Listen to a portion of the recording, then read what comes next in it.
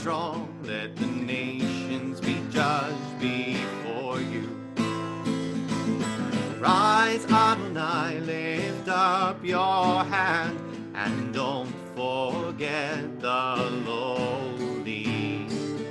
Rise, rise, rise, Adonai, save me, my God. Won't you save me? Won't you save me, Elohai? Elohai, Kuma Adonai, Kuma Adonai, Kuma Adonai.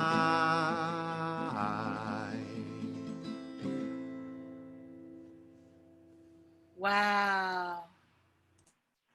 Oh my goodness. Harold, will you keep the lyrics up for a minute? We need to Absolutely. quell a little bit before we move back to Psalm 10. Look at the structure of this. It is so beautiful. I love the way that your English mirrors the fact that we repeat Kuma Adonai 3 times in the Hebrew for the 3 citations of Kuma Adonai that we've seen so far. Jacob, this is so beautiful. This is so carefully constructed. Is there anything else you want to tell us or say about the act of writing it? I was really a couple of things. I am fascinated by the word anavim in Psalm 10, and I was trying to decide how to translate it, especially because it has the same root as oni as aniyim, and so I wasn't really sure there. But lowly, just when I think about like al tishkach, I want God not to forget the anavim. For me, the word lowly captured the people that I don't want God to forget. Mm. So I chose that translation. I was trying to decide. I originally wrote it "Let not man be strong" because enosh, but I wanted to degender it a little bit. And then it's not reflected in the written lyrics, but I repeat the word Elohai, Elohai, Mm-hmm. Elohai. We talked a little bit about here, like the not only repeating the word Kuma, but repeating the word for my God, really emphasizes the desperation of the request. So Amazing. those would be my notes on that. And how lucky are we not only to hear beautiful music, not only to be the first people to hear brand new beautiful music, but to have you to explain all of this gorgeous intricacy that you've built into it that's not so apparent to the listener, to the person who just sees the lyrics. Jacob, you are such a gift. And I love the way that you translated Enosh. I think that it really plays on the meaning of the word, which is not just which is not just humanity, but really differentiates us from God. There are plenty of ways that we are B'Tselem Elohim, but the big difference is that we are mortal, and mortality is such a profound gift. It means that what we do in this lifetime matters because our time is precious. For immortality, you lose that sense that you have all the time in the world. So does anything become immediate, urgent, and precious? And I read a midrash that the thing that separates angels from humanity is that angels never die, and this is their greatest sorrow. And what a beautiful and what almost a strange teaching for us to consider. Jacob, thank you so much. And thank you everybody for indulging us to spend more time with the song. I know nobody minds. I know that we could gladly spend all day with this gorgeous composition because there's so much to read. All right, friends, here is my plan for today. We're going to return to Psalm 10. Going to spend the rest of the week on Psalm 10. This is the only other week that I'll be teaching you, so I have 2 bookended things that I'd like to do for Monday and for Thursday, and then Tuesday and Wednesday we'll just see where we end up. So Today, I want to begin to bring other translations to bear on our understanding of the psalm. I know that the custom of the class is to not bring translations until you've sort of worked out the words for yourself. My time is mortal, I am time bound with the group, which is both my deepest sorrow and really important because it like urges me to do things on a certain time schedule. So we're going to start bringing in these translations a little bit earlier. And then on Thursday, regardless of where we are, I'd like us to look at Psalm 9 and 10 together and start thinking about them as one continuous acrostic. And at the end of class, we can have some really informed opinions about, do we think that these two Psalms are part of one continuous whole? Did they function separately? All answers are allowable and correct in answer to that question, but let's make sure that we're coming from a place of knowledge and deep study, because then you can say with authority, well, having studied Psalm 9 and 10 in their entirety and as individual units and as one complete acrostic, I really believe that. I want everybody to say that sentence at the end of Thursday. And then, of course, in between today and Thursday, we'll go line by line. We'll spend a lot of time dwelling on the interpretations of each word. And people have been offering some really, really beautiful creative compositions about Psalm 10 and about Psalm 137, which absolutely warrants way, way more study than what we did just on Tisha B'Av. Let's imagine that as a taste, an incredible musical taste, which is not something that we always get to really dwell on in Psalms class. And then certainly we will return because there is so much to unpack there. All right, so here's what I thought we would do today. I am going to share my screen. I am going to share the Sepharia translation of Psalm 10 because I want to be able to illustrate to you how to use one of the tools of Sepharia, which is their dictionary function, which is a little newer among their toolbox. And it's a great thing that everybody can get really good at. And this is what I'd like to happen in the meantime. And I didn't give Harold any warning. So I know he's used to just rolling with it. But Harold, here's what I'd like us to do. I'm going to share Psalm 10 on my screen. You're going to see Sepharia's translation of Psalm 10 as we move through each line by line. But after the recitation of each line, Harold, I'd like you to read Alter's translation so that we get sort of a synesthetic experience. We're seeing Sepharia's translation, which is the JPS, the Jewish Publication Society Bible's translation. We're seeing that, we're hearing Alter in our ear, and that may lead us to better and more thoughtful translations and interpretations of our own that we can then layer on top of every line.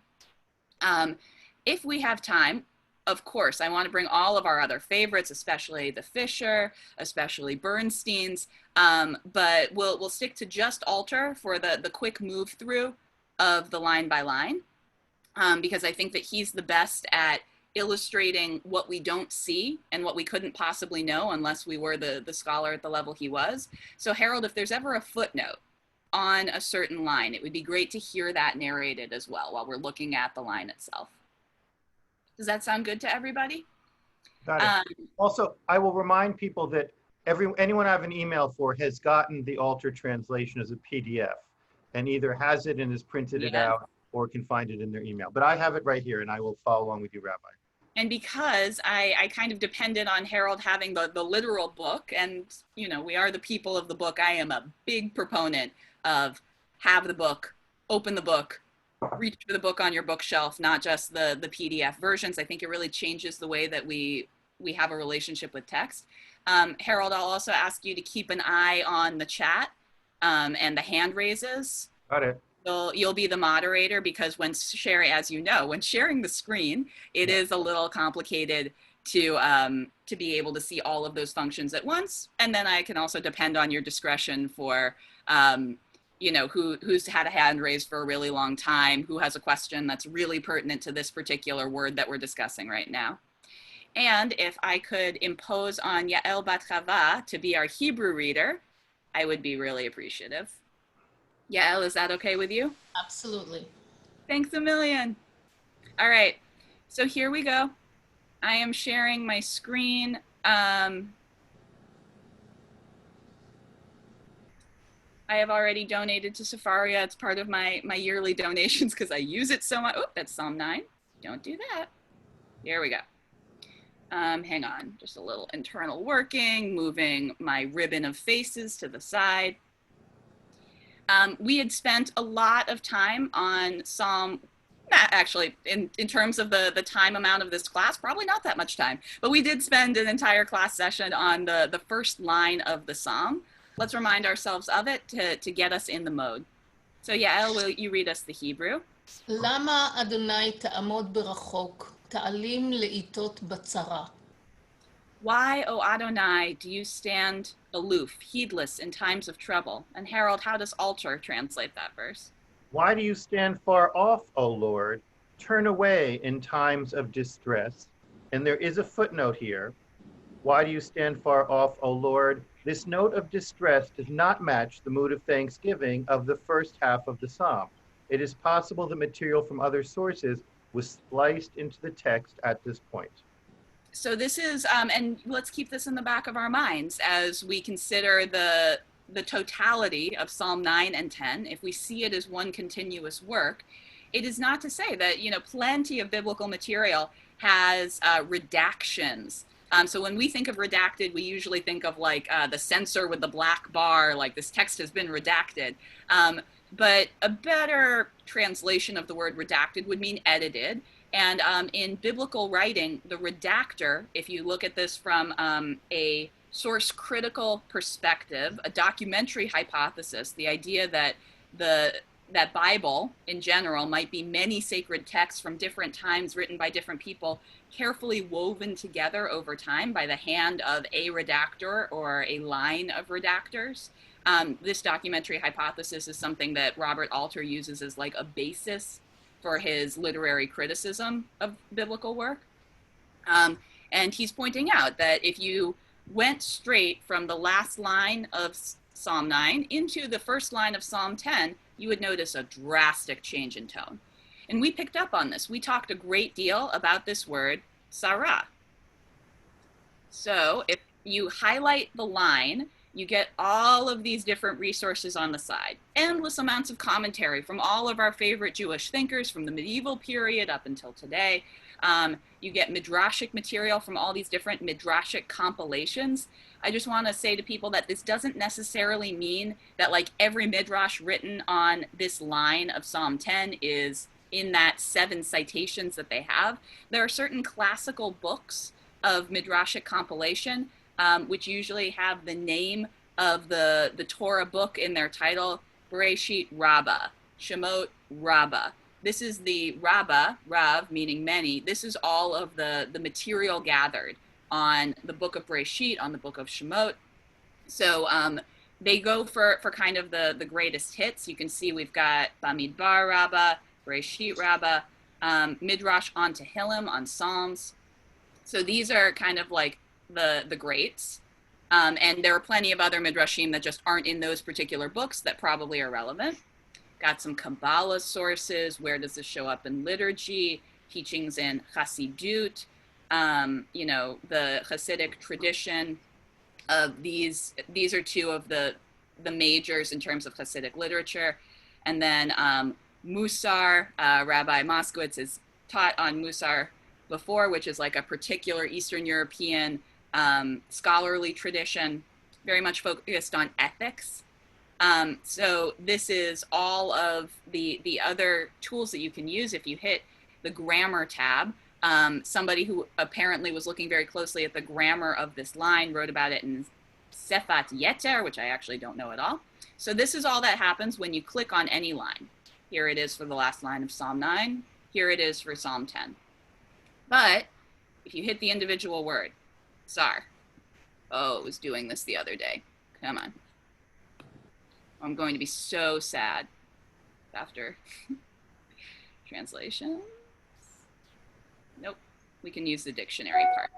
Sometimes, and I'm mortified that it won't do it for me right this second, but you can look up any individual word. Like if we wanted to hear more about sar, we used that in our Hebrew Bible app and saw that it repeats over and over again in the Bible. Mitzrayim, a sense of narrowness or constriction, which led us to a conversation about, is trouble the right definition, or is distress, the way that Alter uses it, maybe better? You can type in any word. So Jeremy Lawrence had asked in this Hebrew Bible app, if I wanted to look up sar, what would I do? And my answer was, you'd have to find it in Psalm 10 and then click on that word. If you want to search for any particular word. I think Cantonimi suggests if you have highlighted the entire line, if you unhighlight the line and try just a word, maybe that'll do it. Nope, okay. I am highlighting the entire line. Oh, I have to go back to resources, certainly. At least Cantonimi is validating that I know it can do this. Maybe it's just not doing it for that one. Extra highlight. I needed to double highlight. Okay, see how the gray is highlighting the entire line? That's what happened when I clicked only once on any individual line. It's gray. Here we go. But within it, if I double click in quick succession on a single word, Sarah, straits, distress, trouble, interesting, rival wife, vexer, we can immediately think about the story of Hannah, the story of a second wife who was childless, and then when she did give birth to the prophet Samuel, this is the story about the first silent prayer ever in Jewish history from Hannah. Okay, all of that was an extra long tutorial session on a line that we have already studied. Let's jump into the matter of the next lines, unless, Harold, there's anybody with their hand raised or a particular question. There's no hand raising, and I think, nope, I think you just have to go ahead. Great. All right, Yael, line 2, please. בגאוות רשע ידלק אני, יתפסו במזימות זו חשבו. The wicked, in their arrogance, hounds the lowly. This word that Cantonimi was musically droshing on. May they be caught in the schemes they devise. Harold, what does Alter have to say about this? Alter says, in the wicked man's pride, he pursues the poor, but is caught in the schemes he devised. And he points out that the Hebrew here switches from singular to plural. The scheming of the wicked against the vulnerable poor reflects a recurrent theme in Psalms of a plea for social justice. So the wicked man, he precedes the poor. He is caught in the schemes he devised. So that is what Alter is saying here. Great, I see that. So Rasha, it's not Rishaim. It's not like may all of the wicked, and there's plenty of them. Apologies if I'm not looking straight at the camera at any point when I'm like tearing apart the text. Rasha is singular. Yadlik, this verb is in the masculine singular. And when it says like may that person be caught in the schemes they devise, again, it's the singular. Of course, when we're trying to make this a gender inclusive translation, and we can use they as a singular, we may reach for that as a, instead of, it doesn't make it as clear as the Hebrew word that this is an individual person, but Hebrew nouns tend to be a lot more changeable in terms of what gender we attach to them, in a way that since English nouns and since the English language doesn't require a gender to make all of the syntax match, that in translation we don't worry about as much. And that really highlights what a binary language Hebrew has always historically been. But perhaps not for much longer, thanks to the non-binary Hebrew project in Israel and in Boulder, Colorado. Does anybody have thoughts about this verse, verse 2? Saul Zalkin raised his hand.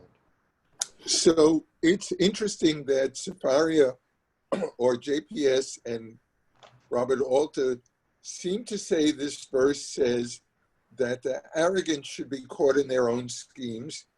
And in the Art Scrolls translation, which is the one that I say, they seem to indicate that it's the poor who are caught in the schemes that are contrived. Very interesting. So we've got this sort of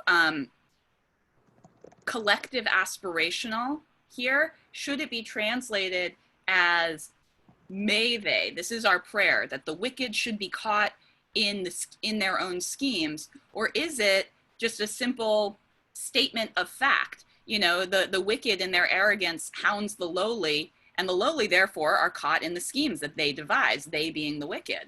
Interesting, where we would put the speaker there. Other thoughts? Hold on a second. No one else has their hand and no one else has put anything in Psalms. I think we are waiting for you to go ahead. All right. The one other thing that maybe I would impose on Cantor Nimi or Chazan Hirsch, if she is here, is this cantillation mark above. Is this a shalshelet? It's Shalshelet Legarme. It includes the pasik after it. It is it's a minor disjunctive accent. Interesting. So that gives us all the indication we need to say there should be this pause, this break, which is what that line indicates. Notice, you know, not every line of Tehillim has that break within it, but this is a particular poetic device. You see it in Torah as well, in narrative sections, but this cantillation mark, Cantor Nimi is telling us, is indicating you should really take a pause right there. This is a disjunctive. Don't just move into the next part of the sentence. And Marcia says, can you chant it? And I think the answer to Marcia is no, because as we said in the earlier thing, we do not know the melodies that go with the cantillation for Psalms. It is not the same melodies that are used in Torah, Haftarah, or the other books. Correct, Exactly. Cantor? But right. Still can use them as an interpretive device. Yeah. How should Psalms be recited, even without accompaniment, even without music? And where can we look at like the emphasis of the sentence? At Nachta in particular is a really helpful trope mark to be able to find that out. Okay, we move to line 3. Yael, please. All right. כי הלל רשע על תאוות נפשו ובוצע ברך ניאץ אדוני.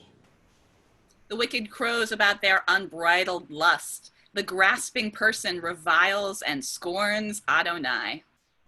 And Alter has, for the wicked did vaunt in his very lust, grasping for gain, cursed, blasphemed the Lord, with a note. The translation seeks to rescue some meaning from the received text, but the whole verse as it stands is not very intelligible. And this is why I love Alter, honestly. Like Alter plays favorites among his children of sentences and particular psalms, and he does this with Bible too. But I love that. I love that he's really transparent about the fact that translation is an interpretive act, that he brings his own agenda and bias to it, which all of us do, even if we're trying really, really hard not to. I love knowing where he stands. Any thoughts or questions about this particular line? Again, we can go into a specific word. We can take a more Jeremy interpretive. Lawrence has his hand up. Please. I'm behind. In the previous line, what Alter says, the Hebrew switches from the singular to the plural. Is that what? Is that bimzmot? Is that the plural? Where's the... That's the word that they're looking at for schemes. Hang on, double click. Their devices, I think, is probably the translation that they're reaching for there. So that makes sense to be in plural, but I think what Alter is talking about is how chashvu moves to the plural. Yael, what would you say? So, yidlak ani, that's the singular, and rasha is singular. Then yitafsu is plural, and chashavu is plural. Yeah. So the first part of the sentence is singular, the second part is plural, but the mezimot doesn't have to do with the subject of the sentence. It's really the yitafsu and the chashavu. But how interesting that at Nachta, at Nachta trope mark, it moves from the singular, Right. the individual wicked person, and then it moves into the plural. So Right. go ahead, But Jeremy. it's very nonsensical to me. I would not be able to translate that. Thank God for Alter and all of our translator friends. So it's Yitashu and Hashavu. Yep. So, Okay. or I think I would describe this as maybe a bet level thing. That if a verb and not always a perfect method, but if you can see a prefix and a suffix around a 3-letter root, that's how you tell that a verb is in conjunction in some sense. And yud before, vav shuruk, where the ball hits you in the stomach and you go, ooh. This is the collective plural. It's a little complicated in biblical Hebrew. This is actually like this is the past collective tense, but in modern Hebrew it is the future collective tense. We'll get to that in level hey or something of that nature. But that is, you can see that it's got the same pattern here for both of those verbs. Okay, I don't want to take any more time. All right, thank you, Jeremy. Jeffrey Weiss has his hand up. Moving back to verse 3. Go ahead, Jeffrey. Oh, do you hear me? Yes. When I go back to verse 3, there's one word that comes to my mind, the word wicked, sociopath. That's what it sounds like he's describing, sociopath. Because it's like writing here, like they don't care about what God thinks. That's what sociopaths are. They don't care what anybody thinks. They only for themselves. That's sure. Their devices are all self-serving. I love that definition, Jeffrey. I think it's really interesting to wonder what this Russia thinks about the ani. Is it, a distinct sadistic level of pleasure that they torture the ani with, or is it more sociopathic? Like, you stand in my way of attaining power, making a lot of money. You're literally in my way on the sidewalk. Just gonna push you out of it. So that's a really interesting question, the motivation of the Rasha. There are lots of reasons for wickedness. Thanks. Ben Shafran. Yeah, good morning. I want to go back to Saul's question about verse 2, whether the second part pertains to the Rasha or to the Ani. I think if you put it in context with verse 3, the first word in verse 3 is ki, which really means because. So it would seem that if you take it in context, the writer, the author of this, is really referring to the Rasha in verse 2 and giving the reason for that in verse 3. All right. I like that. Just a little bit more about what Benjamin is saying. So you wonder who's the they in the traps, in the schemes that have been devised. And this verse 3 would give a clear definition, ki, because it's the wicked who created these traps. It's the wicked who crows about their unbridled lust, rather than it's the ani, it's the poor ones, the lowly, who are caught in the traps. But I also question if you translated ki instead of because, which is like a cause and effect, if you translated it for the wicked crows about their unbridled lust. I think that also It would be the same thing. We can interpret it different ways. But that's because I'm one interpreter and you're another, not because the grammar is really giving us. But thank you. And this gives a really clear example of how we could translate Saul's question, who's the subject, or who's the object, I guess, being trapped in these schemes and setting these traps. Want to move on, Rabbi? We have one more question. Ellen Poster's hand is up. All right, Ellen. Oh, thank you. So I see above the nun, there's another trope mark, and then underneath The nun in aleph, which word, please? verse 3.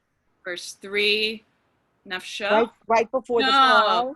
So yes. what is, and then under the aleph, is that an echnakta? And if it is, then is the trope mark doing something different? So I will need Cantor Nimi's help in defining that trope mark. I know it's part of a chain. So which word are we concerned about? This one, right above the nun. I can chant it in Torah trope, but I don't remember its name. I believe in the poetic book it's actually not called Zarkab, but Okay. Sinor. And oh gosh, that one's I've only been starting to study this recently. And that is I want to say that it's I was trying to figure this out actually. But it might be like also in connection with the pasek after the word, because typically that sinor would actually be conjunctive, but oftentimes including a pasek after the word makes it like a minor disjunctive, just to make sure that not a pause so much as just like making sure that you don't elide the two words, that we don't move straight from here to here, that there's just a breath, or just to make sure that you don't elide, especially for God's name. Right. And Ellen asked if this is an etnachta. It is not. It is a mercha. But great question, Ellen. And I love the way that we're looking to another translation and interpretation device in the cantillation and the trope marks. I see that, Elle and Jeremy both have their hands up, but both of you have already asked questions. So I'm wondering if maybe you could put them into the chat as we continue moving forward a little bit, and we can return to them, but I want to make sure that lots of people get to talk. Cantor, you had one more note on the. I found the answer. So I'm referring to this wonderful book, Introduction to the Tiberian Masorah by Israel Yevin. It's a wonderful book on the that includes all the grammar of the Tanakh, but especially the accent marks. So that word on the eights is called tsinorit, and it is a secondary accent in words with conjunctive accents. So the mercha is the conjunctive accent. The tsinorit is a secondary accent, but the pasek after the word, as we mentioned, modifies the mercha, the conjunctive accent, to make sure you don't elide the word with Adonai. Great, so that you don't squish any other word. You don't say niet sadonai. Yeah. All right, Harold, any questions particularly pointed before we move on? I think we can move on. Great. Verse 4. Yael, to start. רשע כגובה אפו בל ידרוש, אין אלוהים כל מזימותיו. The wicked, arrogant as they are in all their scheming, thinks that there isn't necessarily, what these brackets mean is that there isn't the word thinks in the Hebrew, but the translator has put it there because in the context, they think that it makes the translation clearer. In all their scheming, they think to themselves, God does not call to account. God does not care. So in the altar, it's quite different. The wicked sought not in his towering wrath, line, there is no God, in quotes, in all his schemes. So the wicked sought not in his towering wrath, there is no God in all his themes. And then there's a note, syntax and idiom are confusing. The text that has come down to us again looks suspect. So all of our Hebrew speakers, as Yael so beautifully put it earlier, like if I tried to translate this, I'm not sure how that would come out. Alter's highlighting that. Please, Harold. So what do you want? More do you want from me? Oh, what did the note continue? No, it just says syntax and idiom are confusing. The text that has come down to us again looks suspect. And then the note continues for the next line. The textual difficulties continue through this patch of the poem, and line 5 is also difficult to understand. Yes, and this is also kind of notably where the acrostic breaks down pretty profoundly.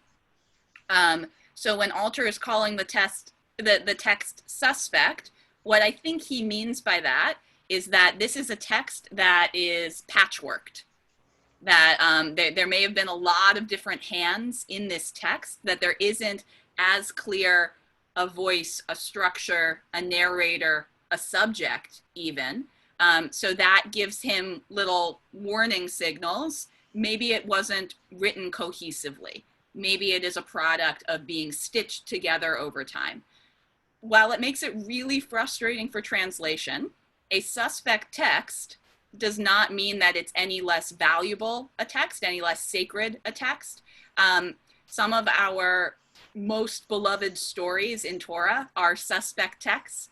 The story of Noah's Ark has a lot of question marks about it. There are a lot of details that are in direct conflict with each other. The 10 plagues is another one that comes to mind. Suspect texts are all over the place. Questions or comments on this fourth line or this section of like kind of 3 to 5 where we're getting very murky? I see Jeremy's hand up, but he might have asked his question already.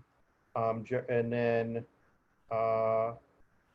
Jeremy says, Art Scroll Interlinear says that the key that begins line 3 refers to God, but no, nothing for line 4. So maybe we can go ahead to line 5. All right.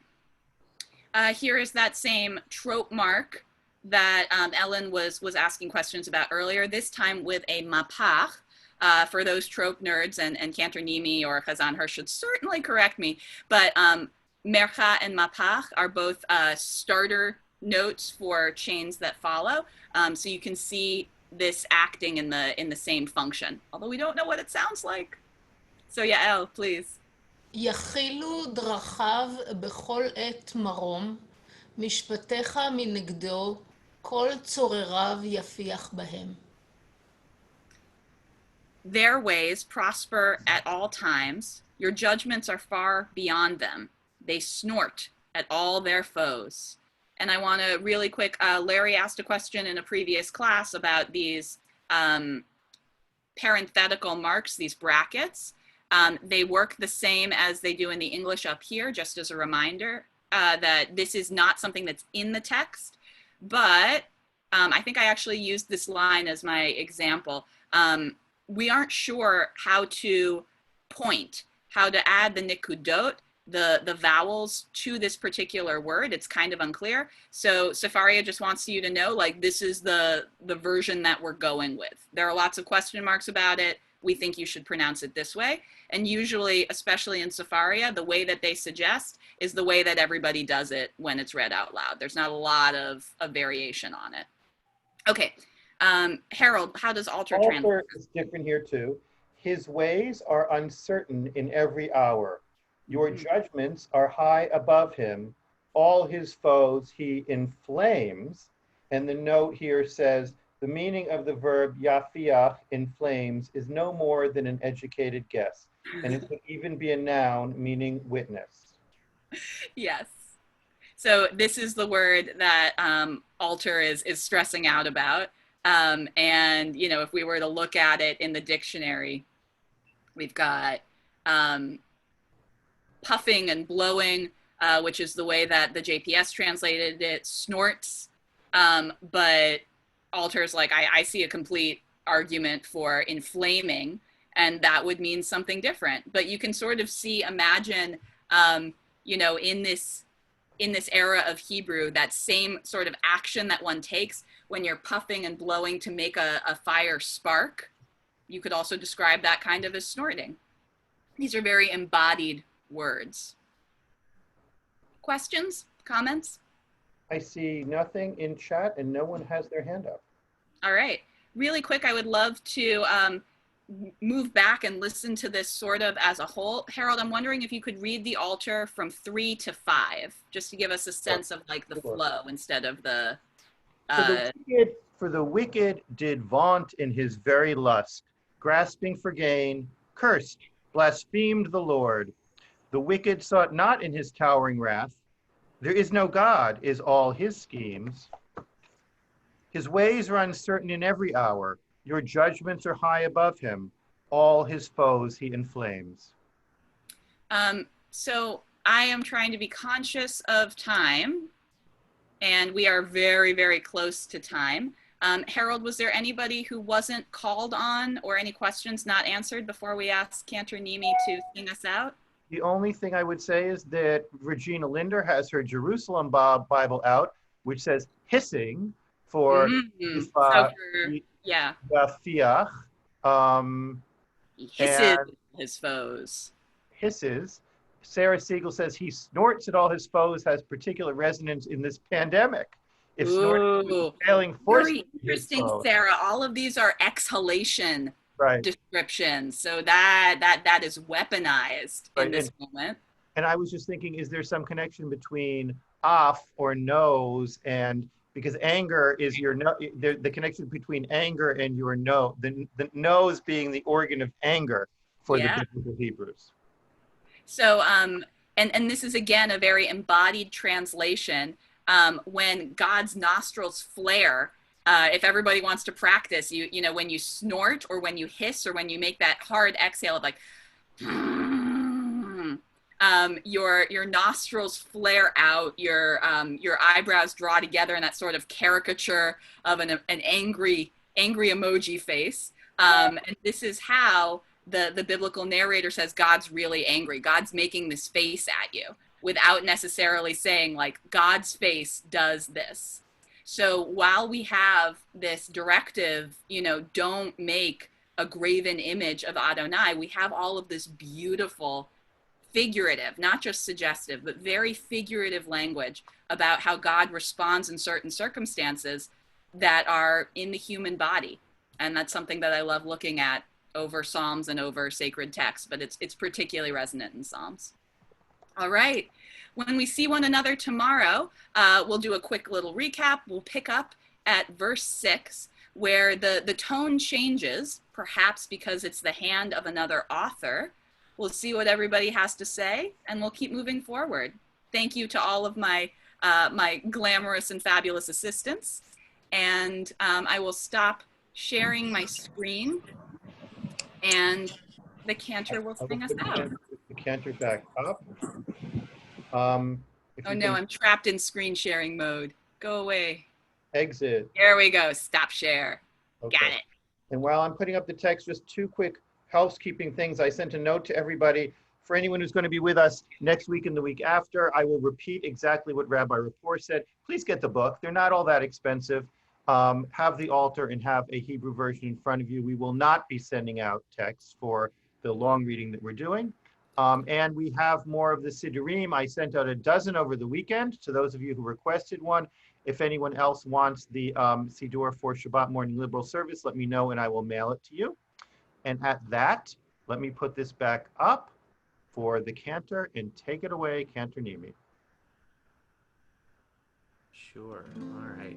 So we didn't quite get to verse 12, but perhaps we'll get there. We'll get to verse 12 in Psalm 10 tomorrow, so we'll encounter this verse. But in the meantime, Kuma Adonai.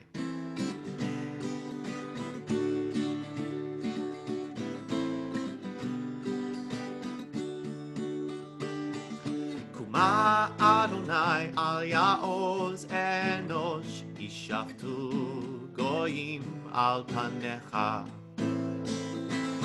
Kuma Adonai Elisa Yadecha al Tishtach Anavim.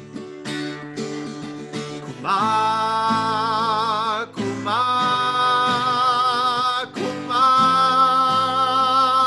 Adonai Hoshieni Elohai Hoshieni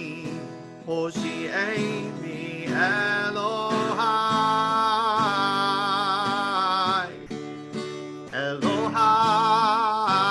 Elohai Kuma Adonai.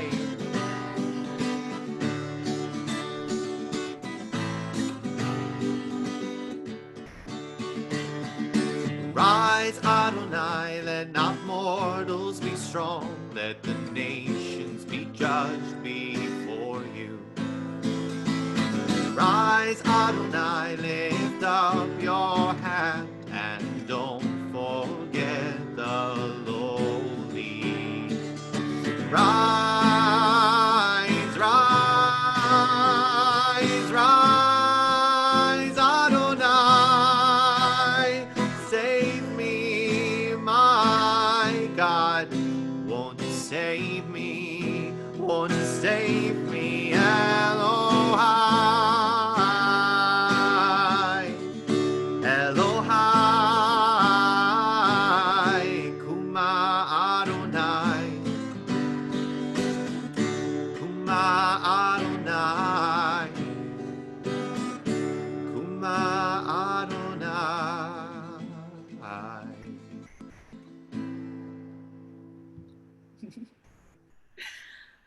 you. Thank you. Cantor, thank you so much for that beautiful, beautiful setting. I look forward to returning to it as we continue our study of Psalm 10. I think at the end we should sing it again because it really encapsulates all of these different metaphors that you've seen over the past couple songs. A beautiful chapter point to this group study. I also wanted to answer Sarah Siegel and anybody else who had this same question. Why do I keep referring to 9 and 10 as a distinct unit? I appreciate you can see that I was like scrolling through the chat to see if there was anything I missed while we were being sung out. Dorina lifted up the fact that these two are traditionally sung together in the Septuagint tradition, which means that, you know, following the Greek translation of the Bible, these were considered one. Why did people consider it one? Because the acrostic appears to continue. There are big breaks, but you ended Psalm 9 without hitting all of the Hebrew letters. The end of Psalm 10, you do get those other Hebrew letters. Alter has a really good description of why this is so. And finally, somebody was saying, and unfortunately I couldn't see what their name was, that Chabad.org has a really helpful translation. I gotta give Chabad credit. There are plenty of reasons why I don't want to give Chabad credit, but when it comes to translation, Chabad has made an unbelievable, free, accessible, easy to use resource in terms of translation. The thing I use it for the most is they have translated all of Rashi, and especially pre-Sefaria, but even with Sefaria, Chabad offers some pretty solid translations of sacred texts. You just got to bring your own interpretive quality to the gender and the agenda about how they read them. And finally, just one last plug. If you use Sefaria, Sefaria is not like the Hebrew Bible app that you bought from the App Store. Sefaria runs entirely on donations. It is a really unbelievable innovation. Not just to the progressive Jewish world, but the world of anybody who reads sacred text. So please support them if you are able financially. All right. Thank you, everybody. Thanks for staying a couple extra minutes. Loved it.